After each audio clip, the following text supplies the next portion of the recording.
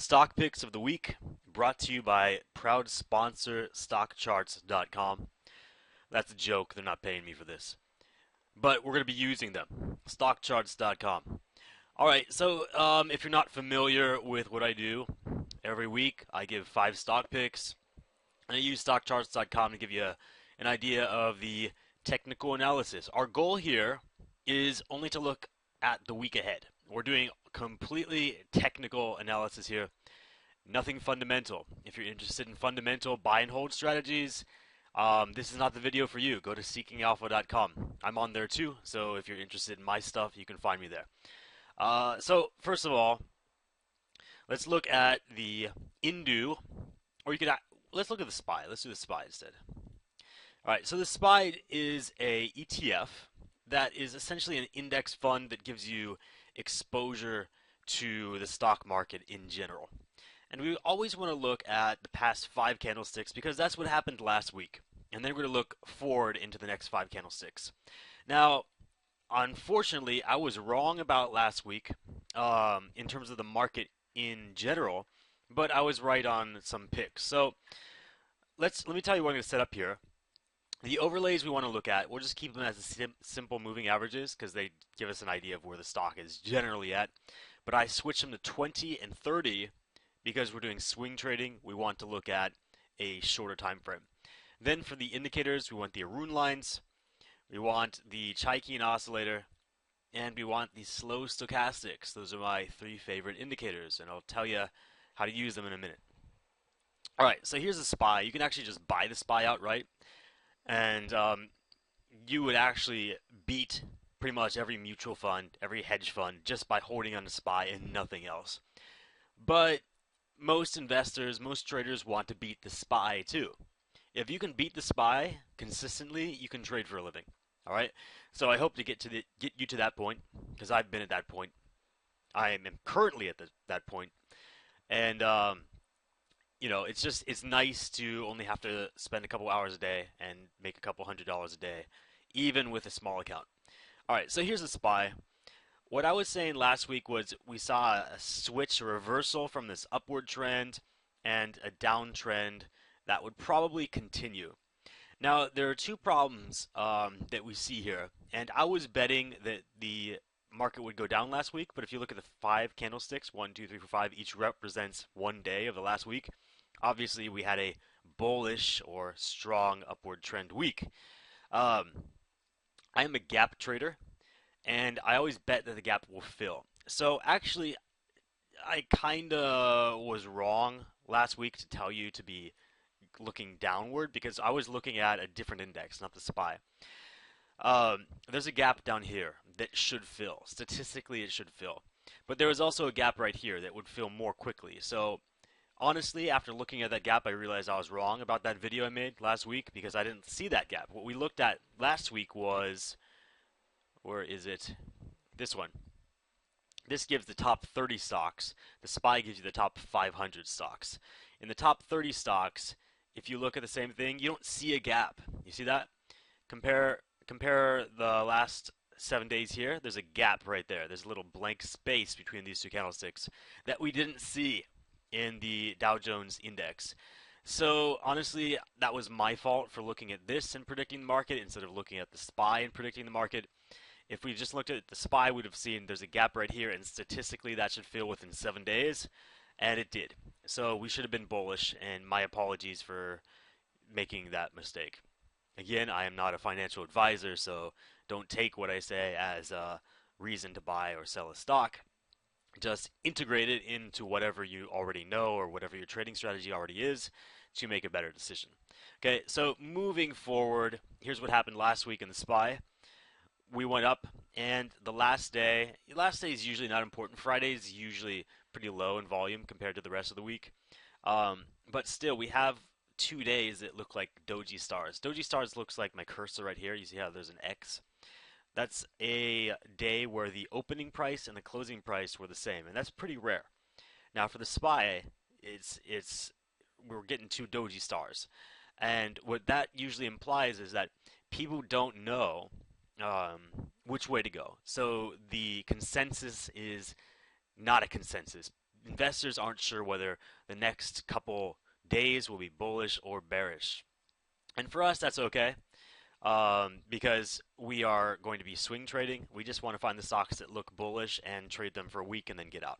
All right, so that's the point of this stock picks for the week instead of making a stock picks for the year or stock picks for the month video. I'll do this every week because I also swing trade. I stay in a trade usually a couple weeks max, right?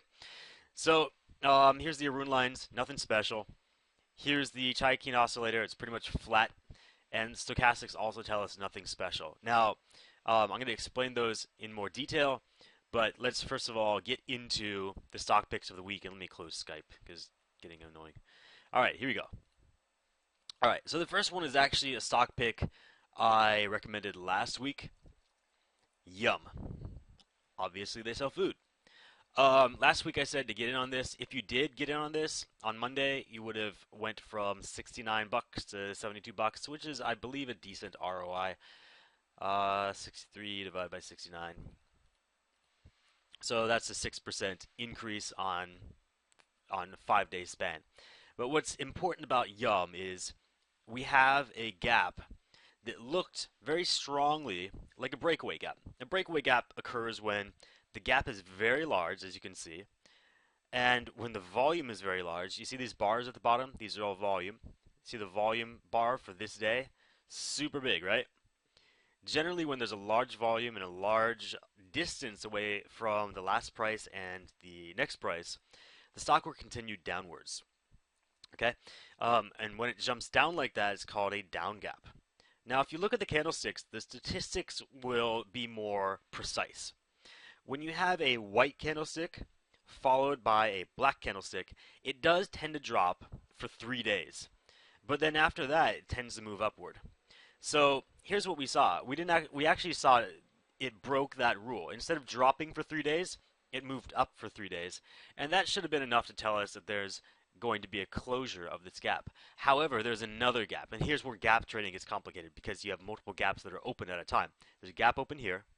There's a gap open here. There's a gap open here. Now, last week, these two gaps were not open anymore. They were filled because the stock dropped into this gap, into that gap. And then at the end of the week, I said, the signs are looking good. The gaps have filled. Now it's time for this gap to fill. The stock is going to move upward. And that is exactly what happened last week.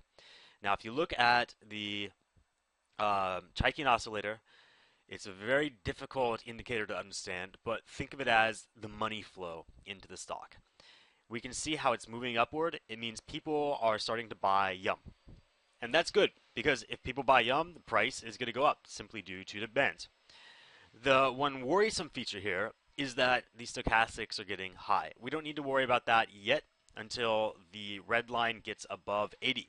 So we're going to probably be okay for the next week. And the gap is like a vacuum. It's going to suck the stock upward all the way up to about $81. So I say, if you didn't get on this last week, if you are in on this from last week, stick with it. If you didn't get in last week, get in now. It still has a ways to go all the way up to 81. It's going to be a good pick. It is a bit expensive, but if you don't have the money to buy a large amount of this stock, you can always go with stock options. All right, so that is Yum. Then there's SYN. And I believe this is a penny stock. I always like to add at least one penny stock so everybody can play. And as you can see on Friday, a day where there's usually not high volume, we had a very high volume. And there's no gap below us, so there's no real fear that the trend will immediately reverse, except for the fact that it's a penny stock, and penny stocks tend to reverse quickly. Penny stocks are very good for swing trading, not good for investing. But if you're a swing trader, you can have a very decent return on just a few days of trading. Check out what happened back here, for example. Went from $2.5 all the way to $4.2. That is almost a 100% profit in a few days. So you'll see this happen a lot with penny stocks. Big rise, evens out, falls. Or even a big rise and then it falls the next day. So you got to be careful when selling these. You got to know where your take profit should be. Don't hold on to a penny stock. Don't be greedy with penny stocks. You can be greedy with nice growth stocks like Apple or Netflix, but don't be greedy with penny stocks. Once you get that nice gain, get out. What's good about this penny stock is that First of all, we can see money is flowing into it. And second of all, that penny stock was oversold. When you have a black and a red slow stochastics line below the 20 and they start to move out of that 20 area, we know that investors have realized this stock is oversold, it's undervalued, it's time to get in, and that's exactly what's happening. Now, there's a concern because of the size of this candlestick. It's probably only going to do like another couple days of growth before it falls like penny stocks usually do. Not inevitably, but usually do. So this is a very, very time-sensitive trade. You've got to be watching this one. I don't really have a price target to give you, unfortunately. I would just say watch it, and if you feel that it's falling quickly, like you would probably see on this day or on this day, if it opens high and it starts to fall, get out. But this could be quite beneficial for you. It could be quite profitable. Look for at least 50% profit. Don't get greedy, though. That's the penny stock of the week. Now, the next two stocks are actually retailers, and I wanted to include these because Christmas is coming up. People are shopping. This is Abercrombie and Fitch. You probably know them. They make really ugly clothing. What we see here is a cross of the green and the red rune lines. When the green crosses above the red, that's a buy signal. And we have a buy signal at exactly the same time as a gap. Now, here's the confusing thing. There's a lot of different gaps here. We got a gap down here that hasn't filled. We have a gap down here, actually two. You can consider this one gap and this another gap. Now, the most recent gap is a breakaway gap. Look at the volume below. This is the highest volume we've seen in Abercrombie & Fitch for the past 6 months. Now, this kind of volume usually indicates a breakaway gap, but you always want to at least look at the last two candlesticks, if not wait a couple days to see what's going to happen. Now, I'm going to say if you're a conservative trader, wait a few days and use my gap game plan strategy. If you don't have the money to buy my gap game plan strategy, you can get a free, like, I wouldn't say watered down, but basic version of the gap game plan. I'll put a link up somewhere called the gap method. You could just Google the gap method and you'll find a free guide on how to look at the candlesticks after a gap to determine which way that gap is going to go. But because this gap has just recently occurred, and if you're not a conservative investor, you might want to get in early. Now, let me give you a little tip here. If on the day of the gap, right here, we see this candlestick, right? This is a white candlestick. If on the day of the gap we have a white candlestick, and the day before the gap we have a red or black candlestick, same thing, what's generally going to happen is that the stock is going to move up for at least, not at least, for on average 5 days. It's going to continue upward. So I'm predicting on I'm not even predicting, it's a statistical fact. For the next 5 days, on average, all things being equal, this stock should move upward. So that gives us a whole week, right? So for the next week, Abercrombie and Fitch should go upward. But after that, get out. Because this gap will tend to fill. And it might not fill immediately, but it'll eventually fill statistically. So what I'm saying is buy Abercrombie and Fitch, sell Friday, take your profit, and then don't go and buy the clothing because the clothing sucks. Go buy a nice suit or something. Okay? So that's Abercrombie & Fitch, and the next one is going to be J.C. Penney, also a clothing store. This is not a market phenomenon. If it was, we would see another gap here. This is just a coincidence that I'm giving you two retail outlets, but you know it's nice to look at these because Christmas is coming up, shopping season is here. Some people get excited about stocks irrationally, obviously. Irrationally, they think, hey, Christmas is coming up, it's time to invest in things people buy, but you know, earnings reports don't come out until 3 months after people buy shit, so don't put too much faith in the news. Anyway, we got a stock that has been leaking or hemorrhaging money. People have been taking money out of this stock for a while, but suddenly it started to come back. And one of the reasons for that is this constantly oversold area in JCPenney. Now we see the black line leaving and crossing above the 20. This did happen before, so it might be a trap, but I'm going to say it's not, because when it did happen before, where was it, right here? Oh, okay, well, Yeah, it's looking actually quite similar to what happened before, but I'm going to say what happened before is a fluke, just statistically, because usually when the Chaikin oscillator and the stochastics are both moving upward, passing the 20 and 0 lines respectively, it's a good sign for the stock's growth. In addition, and what's most important for me, is the fact that there's a gap right here. And that gap is not exactly huge, and it didn't come on high volume. So this is an area gap that's very likely to fill. This is a down gap, as you can see. The stock price dropped. And, well, before the gap, we had a white candlestick, and on the day of the gap, we had a black candlestick.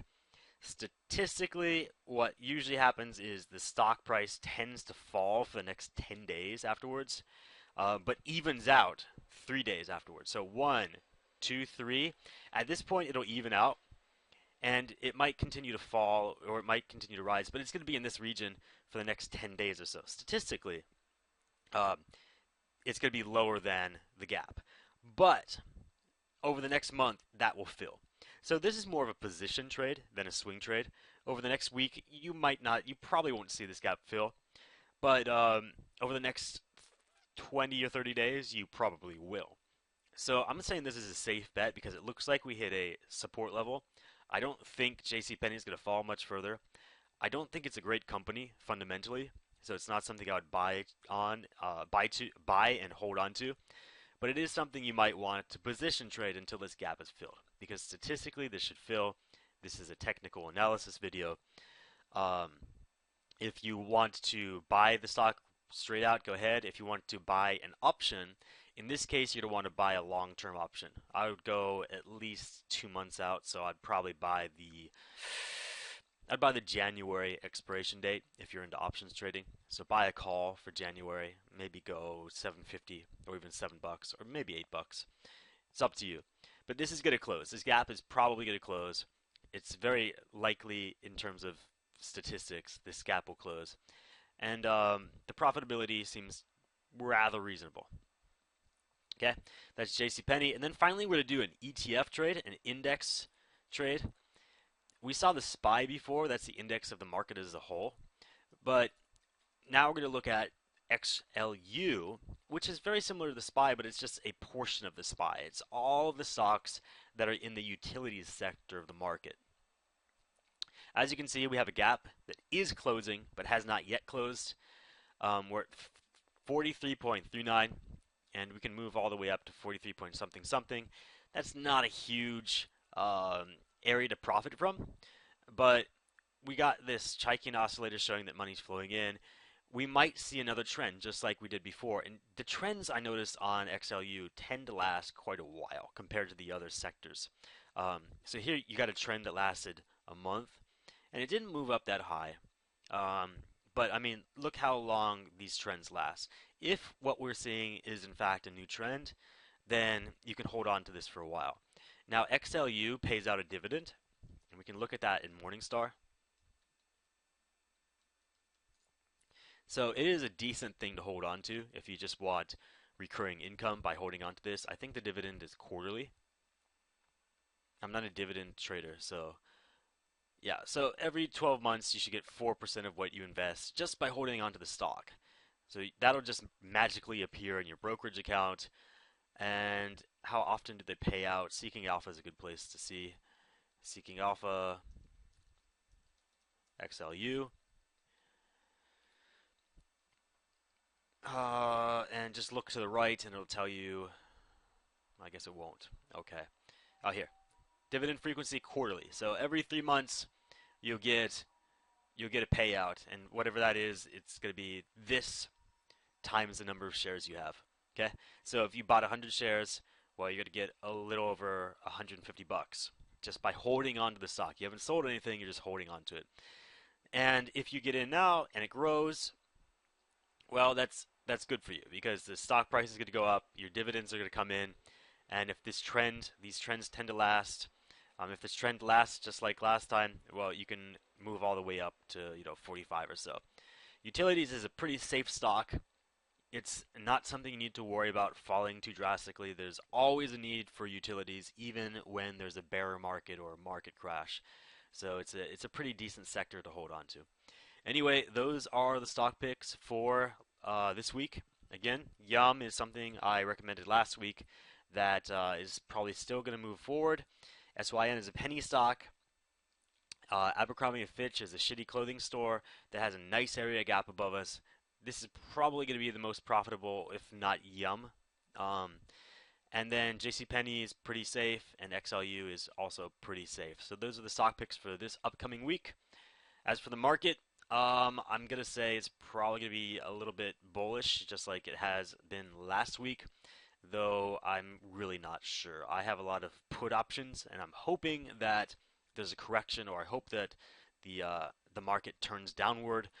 Not to be rude to all these businesses that depend on the stock market, but I think a a market correction is well overdue.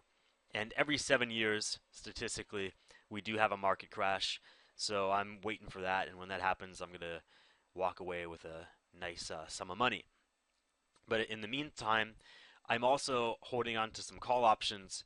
So don't take my bullish or my bearish thesis as a indicator for you to just be bearish on everything.